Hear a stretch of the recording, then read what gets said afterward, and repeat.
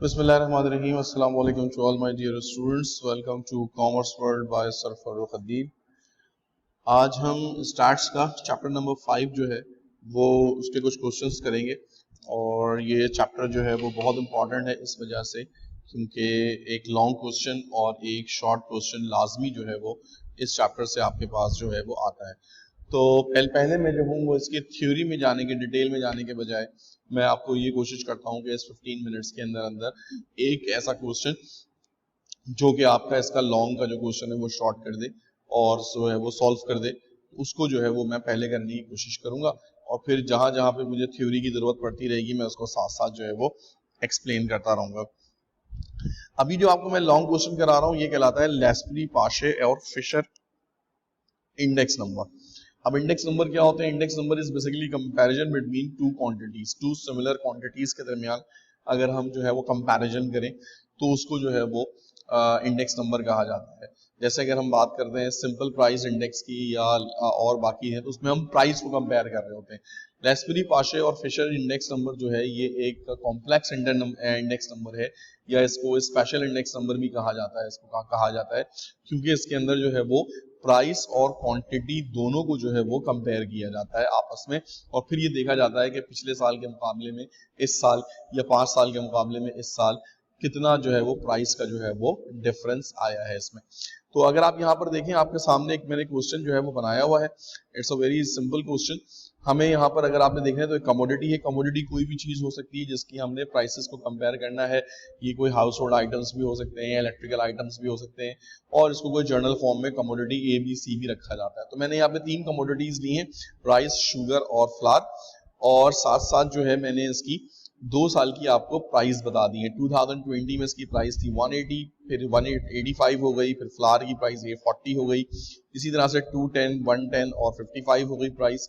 और साथ में इसकी जो है वो क्वांटिटी भी दे दी है कि यहाँ पर राइस 3 kg था, फिर 4 kg, 2 kg, 2, 3, 4। तो जो भी सवाल में होगा हम इसकी निटी-ग्रिटी में नहीं जाते कि ये क्या होगा। हाँ, 2 बातें इसमें बड़ी इंपॉर्टेंट है कि सबसे पहले आपको इसको लेबल करना आना चाहिए। अच्छा, अब आप यहाँ पर देखें तो 2 ईयर्स आपको दिए हुए हैं, एक 220 है, 2021 है। इसी तरह से क्वांटिटी में भी 2 साल दिए हुए हैं, 2020 और 2021। अब आपने यहाँ पर जो सबसे पहले बात करनी है कि आपने इसको लेबल करना है। जो हमारी प्रीवियस ईयर होता है, जो हमारी यानी कि अगर 2021 में देखें तो जो प्रीवियस ईयर है इसकी प्राइस को जो है वो P0 कहा जाता है। ठीक है जी, इसकी प्राइस को P0 कहा जाता है। और जो करंट ईयर होता है या दूसरे लफ्जों में जो नेक्स्ट ईयर होता है उसकी प्राइस को P1 कहा जाता है। तो पहला काम तो आपने ये किया कि जैसे ही सवाल आपके पास आया आपने प्राइसेस को लेबल कर दिया। प्रीवियस ईयर हमेशा P0 कहलाएगा और नेक्स्ट ईयर जो होगा वो हमेशा P1 कहलाएगा। अच्छा, जरूरी नहीं कि ईयर में एक ही साल का डिफरेंस हो, 10 साल का भी हो सकता है, 5 साल का भी हो सकता है, 15 साल का भी हो सकता है, 3 महीने का भी हो सकता है। लेकिन जो बात ध्यान में रखनी है कि जो पिछला पीरियड होगा वो P0 है और जो अगला पीरियड है वो P1 है। यही काम हमने जो है वो क्वांटिटी के साथ भी किया। जो क्वांटिटी थी उसको हमने Q0 कह दिया, जो फर्स्ट क्वांटिटी थी, और जो नेक्स्ट क्वांटिटी थी इसको हमने Q1 कह दिया। ठीक है जी, याद रखिएगा कि ये स्मॉल लेटर्स हैं, मैंने इसको इसमें लिख दिया था तो मैं इसको छोटा कर देता हूँ। That is P0 and that is P1। अच्छा जी, अब आपने क्या करना है? अब आपने यहाँ पर जो है सबसे पहला काम ये करना है कि आपने फॉर्मूले लिखना है। ठीक है जी, फॉर्मूले लिखेंगे तो ही काम आगे बढ़ेगा। लेस्परी का जो फॉर्मूला होता है इसको डिनोट किया जाता है L से और इसका फॉर्मूला जो होता है वो ये होता है कि आपने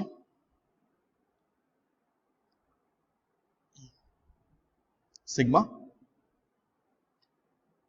P1 मल्टीप्लाई बाय Q0। ठीक है जी, फिर अगेन सिग्मा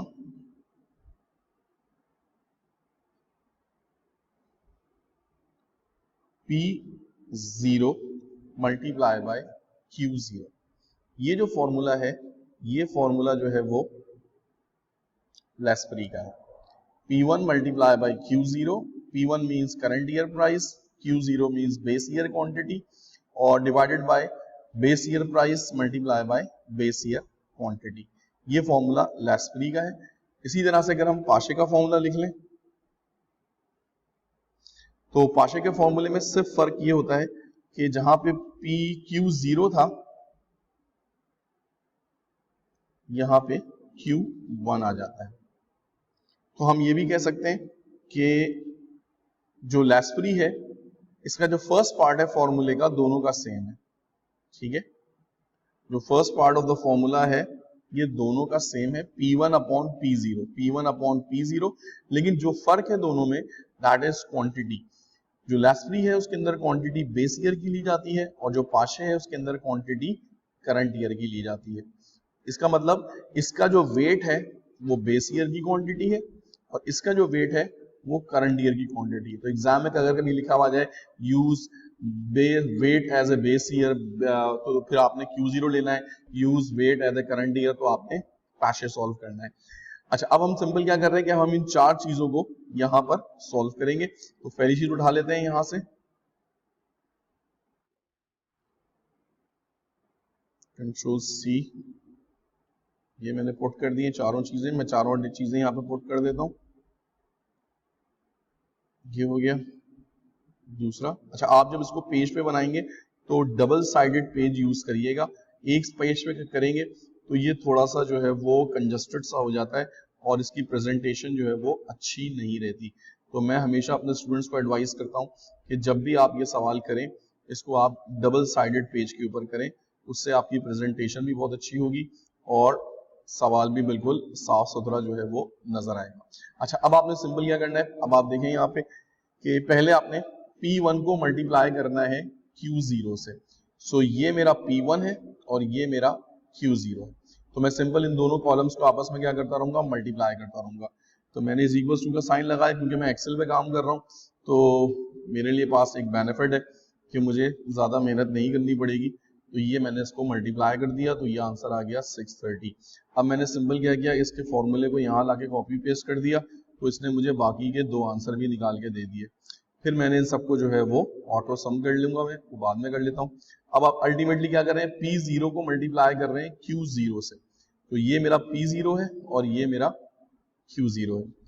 तो मैंने फिर इज इक्वल टू का साइन लगाया, ये कॉलम सेलेक्ट किया, मल्टीप्लाई का साइन लगाया, ये कॉलम सेलेक्ट किया, ब्रैकेट क्लोज किया, ये इसने मल्टीप्लाई कर दिया मुझे।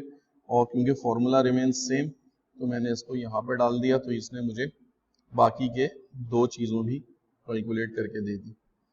इधर आ जाते हैं जनाब, P1 को मल्टीप्लाई कर रहा हूँ Q1 से। ये मेरा P1 है, ये मेरा Q1 है। तो ये है मेरा P1 is equals to P1 multiply by Q1, enter, copy paste, ये मेरे बाकी के। अब मैं लास्ट कॉलम में चला जाता हूँ, P0 this is my P0 और Q1 this is my Q1। So again P0 multiply by Q1, that's it, control C, ये आ गया आपके पास तमाम के तमाम कॉलम्स। ठीक है, अब मैं सिंपल क्या कर रहा हूँ, इन सबको ऑटो सम कर रहा हूँ ताकि मुझे इन सबका जो है वो टोटल पता चल जाए। सिग्मा मैंने ऊपर ही लिख दिया है तो बार बार लिखने की जरूरत नहीं है। सो मैंने क्या किया जनाब, मैंने इन तीनों को उठाया और ये आ गया इसका टोटल 1180। सेंट्रलाइज करके इसको मैंने बोल्ड कर दिया, आप पॉइंटर से कर लीजिएगा। सिमिलरली सेम प्रोसेस यहाँ पे भी किया, सेम प्रोसेस यहाँ पे भी किया और सेम प्रोसेस इस कॉलम के साथ भी किया। ये मैंने हो गया सेंटर बोल्ड। तो जनाब देखिए हमारे पास फॉर्मेट बिल्कुल तैयार है, रेडी है। अब हमने सिंपल इसको फॉर्मूले में पुट करना है। तो फॉर्मूले में आ जाते हैं जनाब, L इज इक्वल्स टू, इधर आ जाते हैं, तो sigma P1 into Q0 that is the sigma P1 into Q0 1180 और 960।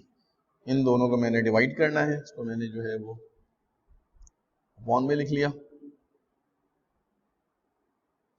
सो और इसको साथ में मल्टीप्लाई बाय 100 भी करना है। ठीक है, यहाँ पे मल्टीप्लाई बाय 100 भी है।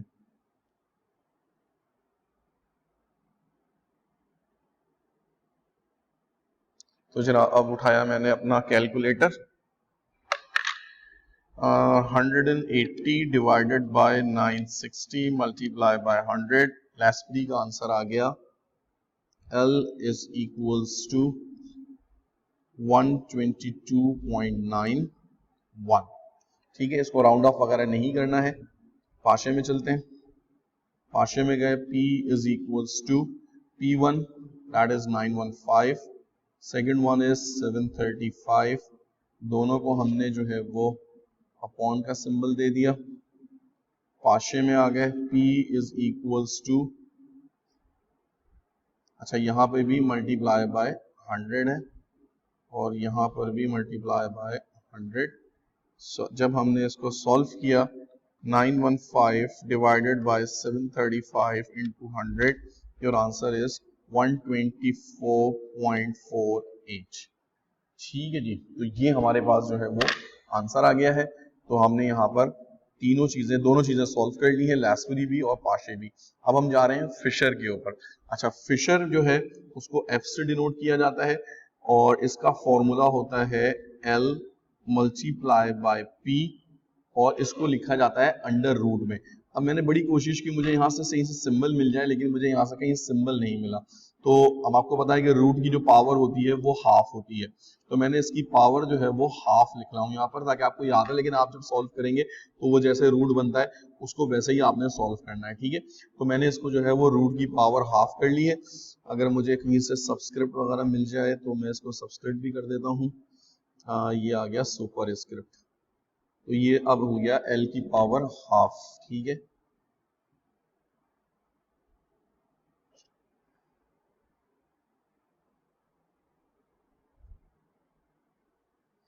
Fisher is equals to F is equals to लेस्परी का आंसर था 122.91 मल्टीप्लाई बाय पाशे का आंसर 124.48। ठीक है, ऊपर पावर हाफ लगी हुई है और F इज इक्वल्स टू, अब मैं इसको मल्टीप्लाई कर लेता हूँ। रूट, पहले मैंने रूट का साइन बनाया, 122.91 मल्टीप्लाई बाय 124.48। तो इसने आंसर दे दिया आपको नहीं, गलत दिया आंसर इसने। 122.91 मल्टीप्लाई बाय 124.48, फिर मैंने इस पे ब्रैकेट लगा दिए और इसकी मैंने पावर हाफ ले ली। बहुत से कैलकुलेटर जो है वो इस तरह का कर लेते हैं और बहुत से जो है वो नहीं कर लेते। तो मेरे पास जो कैलकुलेटर है वो डायरेक्ट रूट नहीं निकाल रहा, तो मुझे पावर के थ्रू इसको निकालना पड़ेगा। ये मैंने इसको बंद किया, इसके ऊपर पावर ले ली मैंने 0.5, तो मेरा आंसर आ गया 123.69। अच्छा जी, नॉर्मली 99% लेस्परी कम होता है, पाशे ज्यादा होता है और फिशर दोनों के बीच में होता है, और ये सारे आंसर एक दूसरे के करीब करीब होते हैं, दूर दूर नहीं होते। जैसे अगर आप मेरे आंसर्स को देखें तो दैट इज 121, 123, 124, तो ये सारे आंसर जो है वो बिल्कुल करीब करीब होते हैं। अगर आपका एक आंसर जो है 122 आ रहा है और दूसरा आंसर 48 आ रहा है तो ये गलत है, ऐसा नहीं हुआ। ये सिर्फ और सिर्फ 1, 2, 3 डिजिट्स का ही फर्क होता है, इससे ज्यादा फर्क नहीं होता। हाँ, अगर कोई प्राइस में बहुत बड़ा वेरिएशन है कि यहाँ प्राइस 180 थी और यहाँ जाकर 1000 हो जाती है प्राइस, तो वो डेफिनेटली फिर वो वेरिएशन एक्सेप्टेबल होता है। लेकिन नॉर्मल सर्कमस्टांसेस के अंदर ये जो डिफरेंस होता है ये आसपास ही होता है और इसको जो है वो आपने इसी फॉर्मेट से जो है वो आपने सॉल्व करना है। तो आई होप कि आपको ये चीज समझ आ गई होगी। अगर आपने इसको करना है तो अब आप पास्ट पेपर उठाइए। हर साल पास्ट पेपर में आपको ये सवाल जो है वो लॉन्ग क्वेश्चन में लाजमी नजर आएगा, लेस्परी और पाशे। तो 7.5 मार्क्स का ये सवाल है और इसको आपने बहुत अच्छी तरीके से, जैसे मैंने आपको सिखाया है, इसको आपने वैसे ही करना है। पास्ट पेपर्स की प्रैक्टिस करें, कहीं कोई सवाल हो तो वीडियो के एंड में जो कमेंट सेक्शन है वहां पर आप इसको जो है वो मुझसे पूछ सकते हैं, तो मैं आपको तमाम की तमाम चीजें इसको जो है वो मजीद डिटेल में समझा दूंगा। So thank you very much, I hope कि आपको ये टॉपिक समझ में आ गया होगा। अब इसके जो शॉर्ट क्वेश्चंस हैं वो आने वाली वीडियोस के अंदर, जैसे कि प्राइस रिलेटिव्स हैं, लिंक रिलेटिव्स हैं, के पास चेन इंडाइसेस हैं, सिंपल एग्रीगेटिव इंडेक्स प्राइस है, तो ये आपको